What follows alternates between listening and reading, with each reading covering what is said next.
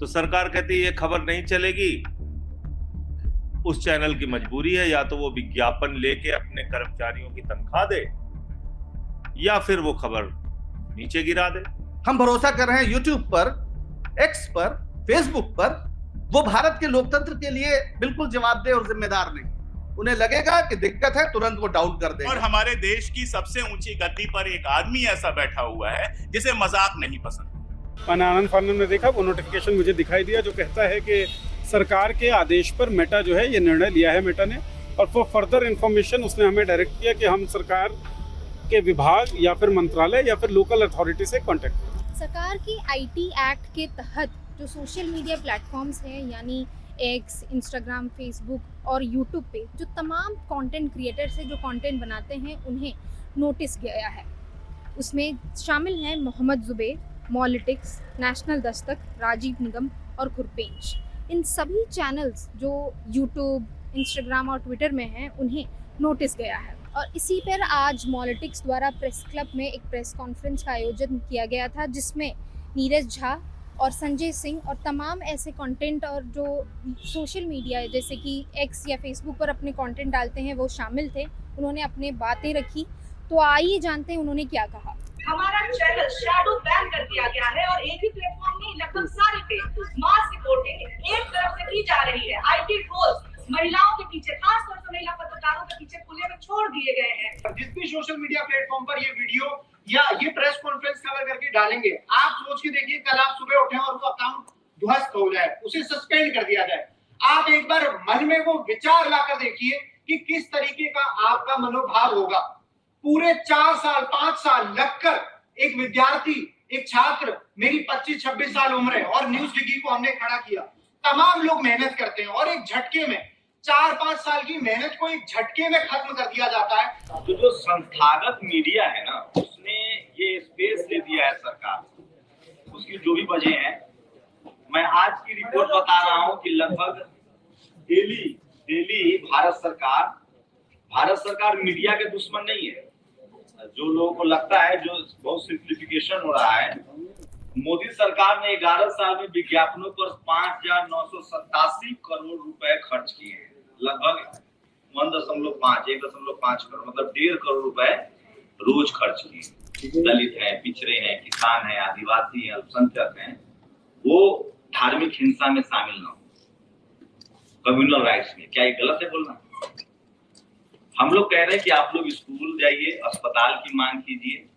आप लोग रोजी रोटी आपके लिए बहुत जरूरी है, क्योंकि आप गरीब हैं, लाचार हैं, बेबस हैं। क्या ये बात करना गलत है? हमारा तो इसलिए बंद किया गया है क्योंकि हम इस देश के एक बड़े सेक्शन को ये समझाने की कोशिश कर रहे हैं कि आपको स्कूल जाना है, पढ़ना लिखना है, आपको किसी भी सांप्रदायिक दंगे में शामिल नहीं होना है। ये फेसबुक पेज बैन जो है, निवेदिता ने बताया ही था, ये केवल एकमात्र घटना नहीं है। इससे पहले भी लगातार खेलते रहे हैं और किसी न किसी तरह की दबिश रही है। फेसबुक पेज जब हमारा बैन किया गया है हिंदुस्तान में, उससे पहले भी शैडो बैन, जो आप सब लोग समझते होंगे सोशल मीडिया पे जो होता है, इंस्टाग्राम से लेकर फेसबुक तक शैडो बैन था। और शैडो बैन की उस स्थिति के बावजूद हम लोग 28 दिनों में 41 मिलियन हम लोगों ने रीच हासिल की थी।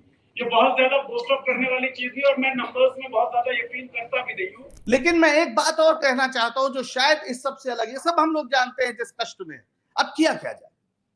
मुझे पूरा यकीन है कि ये जितने भी माध्यम हैं जिन पर हम भरोसा कर रहे हैं, जाहिर है हम दूसरों के पर भरोसा कर रहे हैं। हम भरोसा कर रहे हैं यूट्यूब पर, एक्स पर, फेसबुक पर। वो भारत के लोकतंत्र के लिए बिल्कुल जवाबदेह और जिम्मेदार नहीं है। उन्हें लगेगा कि दिक्कत है, तुरंत वो डाउन कर देंगे। उन्हें रील्स पर, चुटकुलों पर, नाच गाने पर, इसमें ज्यादा पैसा मिलता है, ज्यादा धंधा मिलता है, और इसलिए वो सरकार से लड़ेंगे नहीं। हमारी समस्या यह है कि हमारे पास जो प्लेटफॉर्म है उस पर दुनिया भर का जो कॉरपोरेट है उसका कब्जा है, वो हमारा प्लेटफॉर्म नहीं है। और हमारे देश की सबसे ऊंची गद्दी पर एक आदमी ऐसा बैठा हुआ है जिसे मजाक नहीं पसंद है, जिसे कार्टून नहीं पसंद है। मैं याद करता हूं जवाहरलाल नेहरू का वो फेमस आर्टिकल जिसमें वो कहते हैं, डोंट स्पेयर मी शंकर। और अगर आप गूगल करेंगे, ना भी ढूंढना चाहें, गूगल भी करेंगे, केवल शंकर के कार्टून्स में नेहरू को आप देख लीजिए। शंकर ने जितने कार्टून नेहरू के बनाए हैं, उन कार्टून्स को आप एक साथ देख लीजिए, आप 1964 तक के भारत को भी समझ जाएंगे और ये भी समझ जाएंगे कि नेहरू किस हद तक अपने कार्टून्स को बर्दाश्त करते थे और उनसे सीखकर अपनी चीजें बदलते भी थे। पिछले चुनाव में सरकार को बहुत कायदे से समझ में आ गया है कि मेन स्ट्रीम मीडिया जो है वो सिर्फ उनके लिए मेन स्ट्रीम रह गई है। इस देश की आम जनता अब मेन स्ट्रीम से ज्यादा वैकल्पिक मीडिया पर भरोसा करती है। तो सरकार कहती है ये खबर नहीं चलेगी, उस चैनल की मजबूरी है, या तो वो विज्ञापन लेके अपने कर्मचारियों की तनख्वाह दे या फिर वो खबर नीचे गिरा दे। तो ज्यादातर लोगों ने ये किया कि भाई उन्होंने खबर को नीचे गिराना शुरू किया। फिर थोड़ा और बात बढ़ी आगे तो 2-4 ईडी सीबीआई के छापे डलवा दिए चैनल के मालिकों के यहाँ। उससे फिर और डरे, कुछ पत्रकारों पे मुकदमे लिखवा दिए, उससे और डरे। धीरे धीरे कुल मिला के सरकार का डर जो है वो काम करने लगा। अच्छा, आपके ऊपर भी दबाव है भाई, अब आपके पास 4-5 लोगों की टीम है, कोई वीडियो की एडिटिंग करता है, कोई फील्ड में जाकर रिपोर्टिंग करता है, उसको भी तो चलाना है आपको ना। तो अब उस पे उनकी निगाह पड़ गई है कि अच्छा ये रील से पैसा कमा रहे हैं, ये यूट्यूब पे अच्छा लाखों लाख व्यूज हो रहा है इनका, तो ये ठीक करने की कोशिश है। कितने सरकारी स्कूल बंद हुए, कितने की छत गिर गई, कहीं ये खबर आप किसी मेन स्ट्रीम मीडिया में देखते हैं? ये सिर्फ और सिर्फ यूट्यूब चैनल वाले दिखा रहे हैं, आप लोग दिखा रहे हैं। ये ताकत सरकार समझने लगी है। मैं ये कहना चाहता हूं कि आप एक सच की लड़ाई लड़ रहे हैं, सच्चाई को लोगों तक पहुंचा रहे हैं, दिखा रहे हैं। ये अपनी जंग जारी रखिएगा और इस लड़ाई में हम लोग जैसे भी आपका साथ दे सकते हैं आपके साथ रहेंगे। और जहां जेल का मुकदमे का सवाल है तो उसके लिए भी अब आप लोगों को मन लोगों का तैयार करना पड़ेगा। सड़क की लड़ाई आगे जहां भी होगी आपकी, मैं आपके साथ खड़ा रहूंगा। धन्यवाद। कुल मिलाकर एक पूरा नेक्सस है जो गवर्नमेंट का भी है और कॉर्पोरेट का भी है।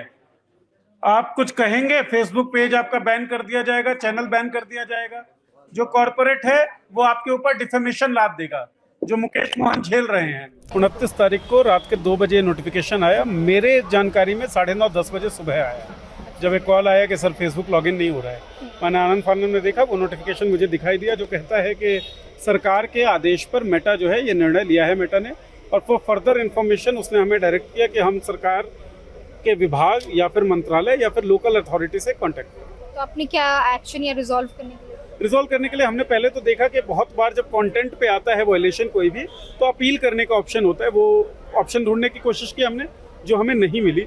फिलहाल उसके बाद हमने लीगल प्रोसीडिंग जो है वो इनिशिएट कर दिया है। मेटा को हम लिख चुके हैं, मंत्रालय को भी एक चिट्ठी लिखनी पड़ेगी इस संबंध में, वो हम आज शाम तक मोस्ट प्रोबेबली लिख देंगे, और उसके बाद जरूरी पड़ेगा तो कोर्ट का दरवाजा भी खटखटाएंगे। कौन सा डिपार्टमेंट से? ये MEITY IT डिपार्टमेंट से, जो 89-3B है वो MEITY से, IT डिपार्टमेंट जो है उससे आती है। अश्विनी वैष्णव साहब का ये डिपार्टमेंट है, जिनके ऊपर आप लोगों ने बड़ी शानदार न्यूज लॉन्ड्री ने स्टोरी की भी है। उस स्टोरी के आधार पर पॉलिटिक्स ने एक वीडियो भी किया हुआ था। शायद क्या पता उन सब चीज़ों का भी हाथ। अब फ्यूचर क्या देखते हैं मीडिया, जर्नलिज्म और इंडस्ट्री? मतलब ये है, अगर मैं अपनी इच्छा की बात करूं कि मैं क्या करने वाला हूं, मुझे ये लगता है कि ये जो बंदिशें हैं, ये जो दबिशें हैं, ये और बढ़ेंगी। अभी तो कुछ हुआ ही नहीं है। मतलब आंखों को मूंद लेने से खतरा न जाएगा, वो देखना पड़ेगा जो देखा न जाएगा। क्योंकि अब जो ऑल्टरनेटिव स्पेस है, ये केवल फ्रीडम एक्सप्रेशन का मामला नहीं रहा है, ये लाइवलीहुड का भी मामला है। बहुत सारे लोग अपनी आजीविका चलाते हैं, उनका पेट चलता है इस ऑल्टरनेटिव स्पेस के कारण। मतलब ये एक भरपूर मुकम्मल करियर ऑप्शन है, तो इस करियर ऑप्शन पे अब चोट किया जा रहा है। देखिए, जो सटायर, हास्य, व्यंग पहले बहुत होता था, और एक बहुत अच्छी विधा है और बहुत पुरानी विधा है, जिससे हम समाज को कुछ दे भी सकते हैं। हंसी के साथ साथ समाज को जागरूक कर सकते हैं। और बड़े बड़े सटायरिस्ट हुए हैं, व्यंगकार हुए हैं, हरिशंकर परसाई जी, है ना, शरद जोशी जी, और भी बहुत सारे व्यंगकार हुए हैं। तो समय समय पे सत्ता को आईना दिखाने का और समाज को एक नई दिशा देने का कार्य एक व्यंग्यकार करता है अपने व्यंग के माध्यम से। तो वही हम लोग, उसी परंपरा के लोग हैं, हम वही कर रहे हैं। लेकिन आज जो मौजूदा हालात हैं, तो उस परंपरा को समझने वाली हुकूमत नहीं है। तो बहुत सारे जो व्यंग्यकार थे, उन लोगों ने व्यंग्य करना, सटायर करना, काम करना ही बंद कर दिया है। तो जिन लोगों ने बंद कर दिया, किनारे बैठ गए, जो लोग कर रहे हैं नहीं बंद किया है उनका बंद किया जा रहा है। मैं अपने काम में ट्रैवल कर रहा था, मुझे पता नहीं, फिर मैंने देखा दूसरे का भी बंद हुआ, तीसरे का बंद हुआ और सेम मैसेज। फिर ये जब बात बढ़ती गई तब मुझे पता चला कि अच्छा मेरे साथ ये हुआ है, नहीं तो मुझे आज तक, अच्छा मैं आज से तो काम नहीं कर रहा हूँ।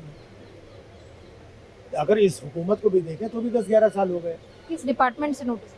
हाँ? किस डिपार्टमेंट से आई थी आपको याद है? ये भारत सरकार IT डिपार्टमेंट है। हाँ, ये बहुत अच्छी चीज़ है सर, बहुत अच्छी विधा है और एक विधा इससे लुप्त होती है, इस चीज़ का अफसोस है। तो बहुत सारे लोग डरेंगे, हाथ से कहना बोलना वो बंद कर देंगे।